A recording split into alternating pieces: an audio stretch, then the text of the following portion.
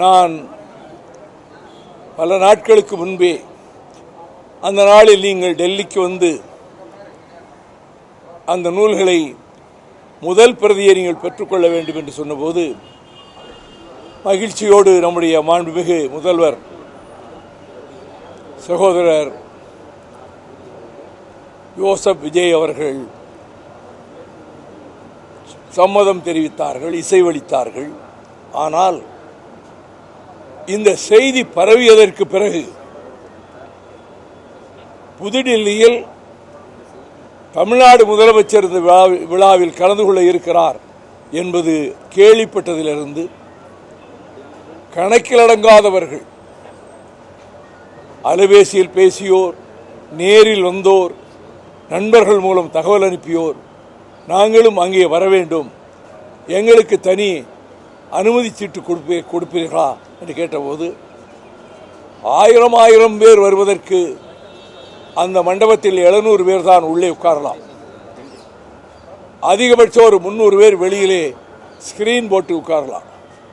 பல்லாயிரக்கணக்கிலே வருவார்களானால் வரக்கூடிய வாய்ப்பு இருக்கிறது. அது நிகழ்ச்சியை நடத்துவதில் ஏற்படுகிற சங்கடத்தை ஒரு பக்கம் இருந்தாலும் நம்முடைய முதலமைச்சர் அவர்கள் வருகிற போது கூட்ட நெரிசல் ஏற்படக்கூடும் என்பதை நான் ஆழமாக யோசித்து நானே நம்முடைய முதல்வர் அந்த நிகழ்ச்சியிலே பங்கெடுப்பதை தவிர்த்து விடலாம் என்று கருதி அவர்களிடம் இந்த சிரமங்கள் இருக்கின்றன,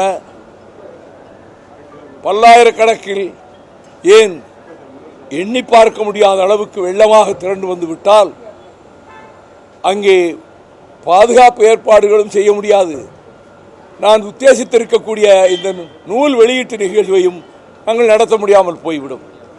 எனவே அதற்கு நீங்கள் வருவதை தவிர்ப்பதற்கு நல்லது என்று நான் கருதுகிறேன் என்று கூறிவிட்டேன். ஆனால் அதே நூல்கள் தமிழிலே மொழியாக்கம் செய்யப்பட்டிருக்கின்றன. இன்னும் சில நாட்களில் ஒரு மாதத்திற்குள் அந்த மொழியாக்கம் முடிந்துவிடும்.